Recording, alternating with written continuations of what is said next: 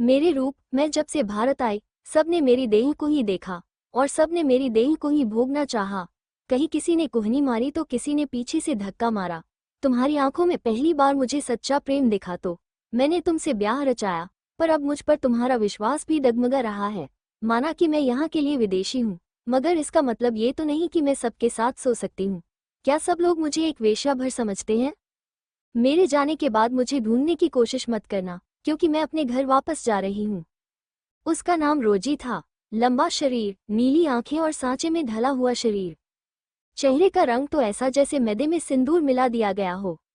रोजी को भारत की संस्कृति से बहुत प्यार था और इसलिए उसने अमेरिका में रहते हुए भी हिंदी भाषा की पढ़ाई की थी और हिंदी बोलना भी सीखा। उसने किताबों में भारत के लोगों की शौर्य गाथाएं खूब सुनी थीं और इसलिए भारत को और नज़दीक से जानने के लिए वो राजस्थान के एक छोटे से गांव में घूमने आई थी।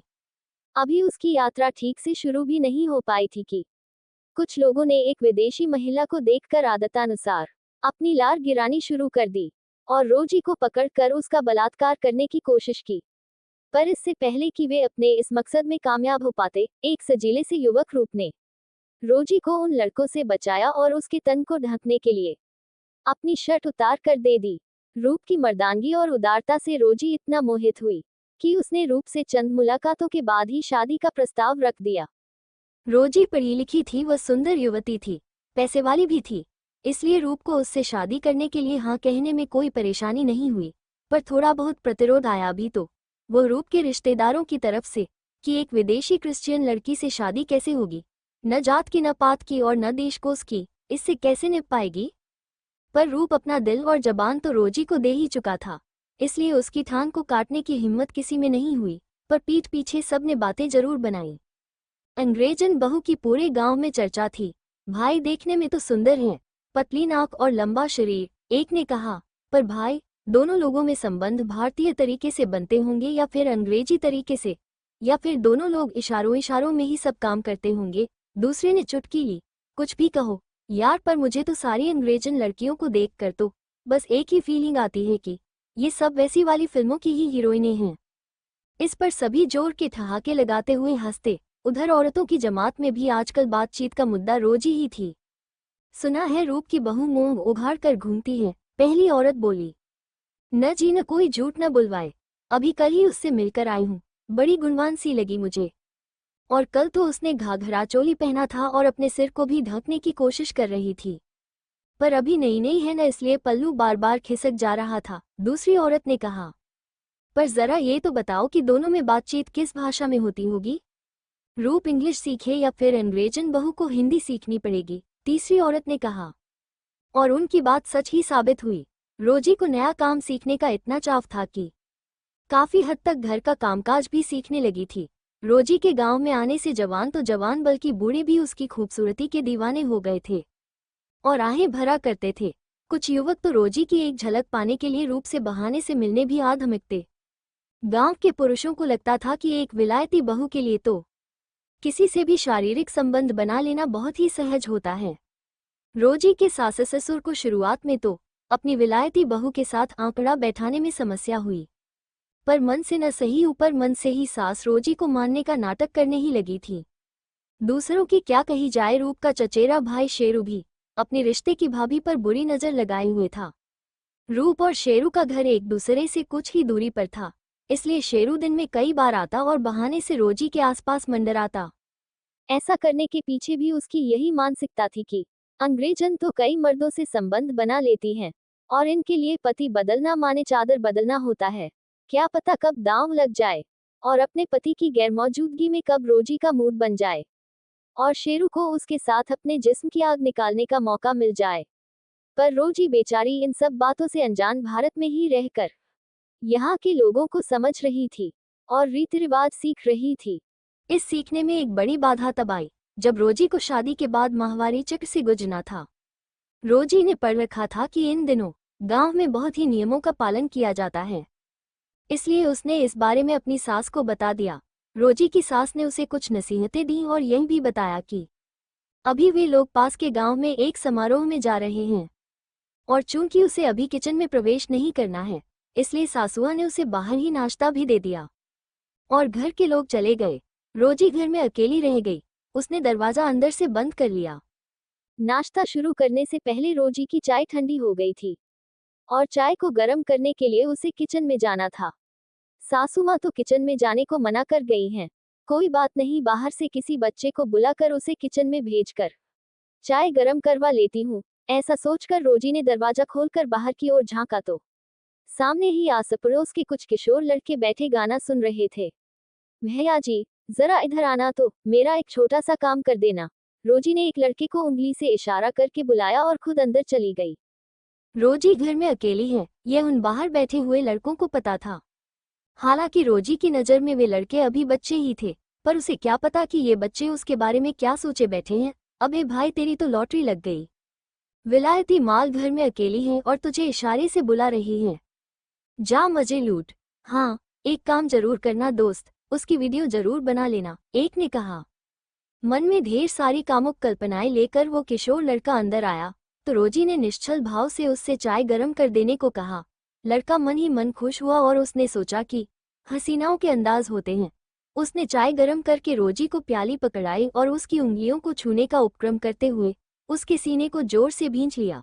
इस बदतमीजी से रोजी चौंक उठी और गुस्से में भर उठी। एक जोरदार तमाचा उसने उस लड़के के गाल पर रसीद दिए।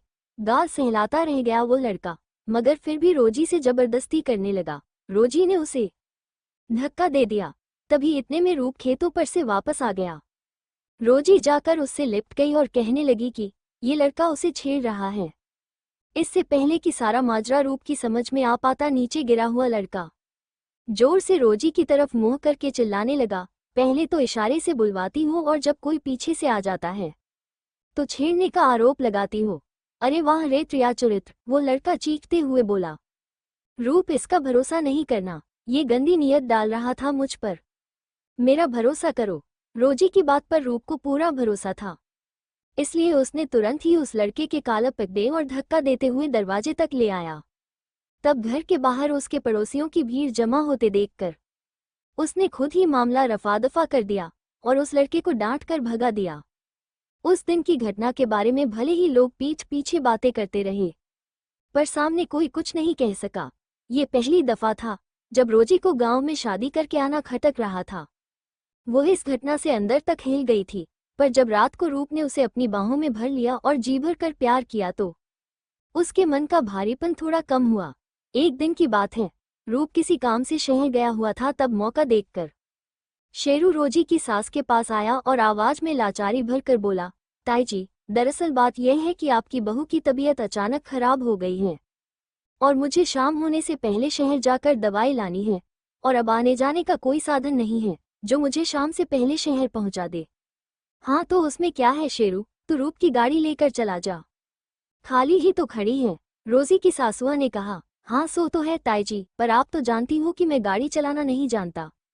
अगर आप इजाजत दो तो मैं भाभी को अपने साथ ले जाऊं, वे तो विदेशी है और गाड़ी तो चला ही लेती हैं। हम बस यूं जाएंगे और बस यूं आएंगे। शेरू की बात सुनकर रोजी की सास हिचकी, पर उसने इतनी लाचारी से यह बात कही थी कि वे चाह कर भी मना नहीं कर पाई और शेरू गाड़ी के अंदर ही रोजी के कपड़े फाड़ने लगा। रोजी अब तक उन लोगों की गंदी नीयत समझ गई थी। उसके हाथ जरूर बंधे हुए थे पर पैर अभी मुक्त थे। उसने एक जोर की लात शेरू के मर्दाना अंग पर मारी। दर्द से बिलबिला उठा था शेरू। अपना अंग अपने हाथों से पकड़कर वहीं जमीन पर लौटने लगा। इस दौरान उसके एक दोस्त ने रोजी के पैरों को भी रस्सी से बांध दिया और रोजी के नाजुक अंगों से खेलने लगा। रुक जाओ, पहले इस विदेशी कुतिया को मैं नोचूंगा। कमीनी ने बहुत तेज मार दिया है, अब इसे मैं बताता हूँ कि दर्द क्या होता है। एक दरिंदा की तरह वो टूट पंगा रोजी पर। रिश्ते की मर्यादा को भी उसने तार तार कर दिया था। उसके बाद उसके तीनों दोस्तों ने रोजी के साथ बलात्कार किया। चीख भी नहीं सकी थी वह। बलात्कार करने के बाद उसके हाथ पैरों को खोल दिया उन लोगों ने। जब रोजी की चेतना लौटी तो पोपोर दर्द कर रहा था। उसे समझ में नहीं आ रहा था कि वो क्या करे, पुलिस में रिपोर्ट करे या अपना जीवन ही खत्म कर दे। पर भला वो जीवन को क्यों खत्म करे?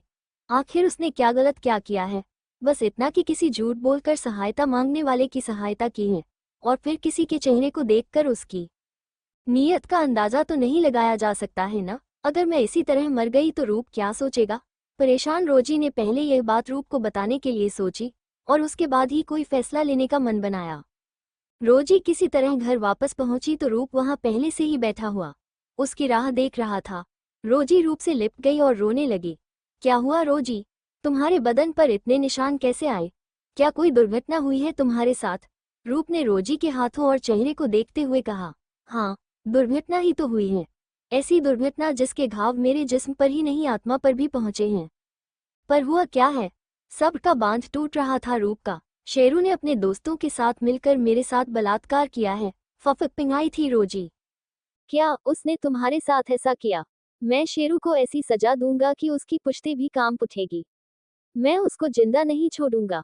रूप ने रिवाल्वर पर मुट्ठी कसी, कुछ कदम तेजी से बढ़ाए और फिर अचानक रोजी की तरफ पलटा और बोला, वैसे एक बात मुझे समझ नहीं आती कि जब से मैंने तुम्हें जाना है तब से तुम्हारे साथ कोई न कोई छेड़छाड़ होती ही रहती है।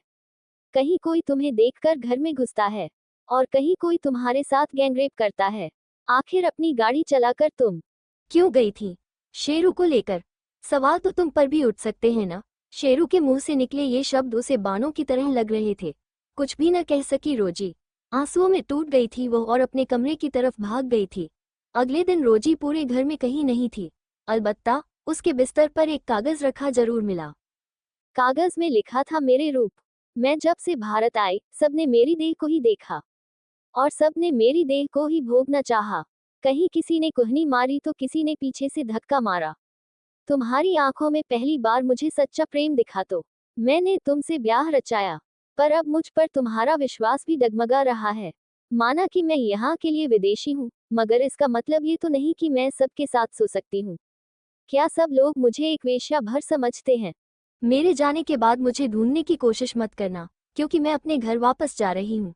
मैं तो यहाँ की संस्कृति के बारे में जानने और समझने आई थी, पर अब मन भर गया है। अफसोस यह वो भारत नहीं जिसके बारे में मैंने किताबों में पढ़ा था।